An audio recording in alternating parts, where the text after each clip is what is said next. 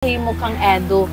Napanayam ko si Edu last time at sabi niya ang laki ng pagbabago ni Viancy. Sobrang saya nang masaya kami at hindi na siya yung dating mahihain po baga. Tapos yung... Bakit po mahihain si Viancy ate? Saan pa nagmana? Saan nagmana? Sa amin. Dating din nga, hindi ka ako makaharap pag nandyan na si Doc Love na tago. Ay, ganon? Nahiya din po kayo? Nagtatago na kami noon pag nandyan na si Doc Love. Bakit po? si Dr. Love, ay grabe pa naman yung boses nun. Grabe din makipagkwentuhan yun. Nahiya pa kasi kami bago. Tapos sabi ko, yun nga, tinuruan ko siya, sige lang, sabi ko. Kasi sabi ni Dr. Love, huwag kang mahiya para sa kinabukasan niyo ito. Sabi ni Dr. Kaya yun, siguro nasa sayo niya. Tsaka sa katulong ni Eds.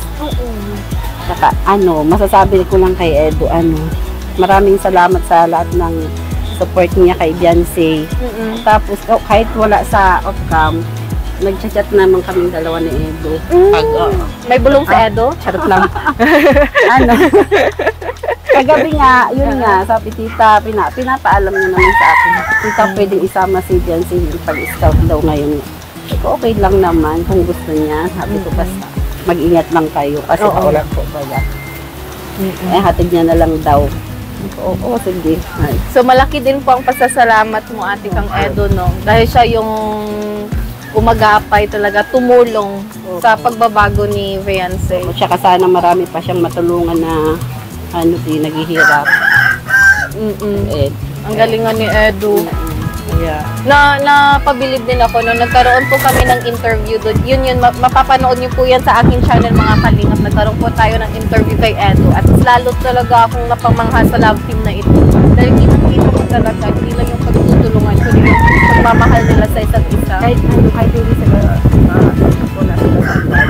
Talagang sinusuportahan niya si Viancy. Sinusuportahan niya si Viancy. Talagang ginagabay niya sa pag pinita niya na niya mo. Napaka-sweet. Bye-bye sa iyo. So ate, nais ko lang din po malaman, isingit lang po natin, no?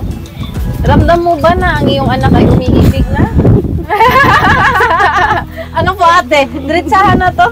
Mas, ang ina kasi yung nakakaramdam ng pagbabago sa anak, di ba? Opo. Sa iyo po palagay ate, si Viancy po ba ay umiibig na? Kasi si Viancy, hindi parang ang turingan naming magnanay, parang friend, di ba? Barkada kami. Yeah, napansin ko nga yan. Pag bago ako matulog, bago siya matulog sa kwarto niya, higa na muna yan sa tabi ko. Kwentuhan kami yung nangyari ko maghapon, kwento niya sa akin. Hindi ko kwentuhan ko nga siyang tungkol kay kumusta niya ka, kung anong ginawa niya. Nangliligaw na ba? Tapos nga, pinakwento naman niya sa akin kung anong mga nila. So, umiibig na ba? Ano lang po te? Yes or no? Ang anak niyo po bang si Viancy ay umiibig na? Hindi. Kasi siya, hindi naman. Pero may pagbabago na sa kilos. Oo. Kasi Crush niya nga daw si Viancy.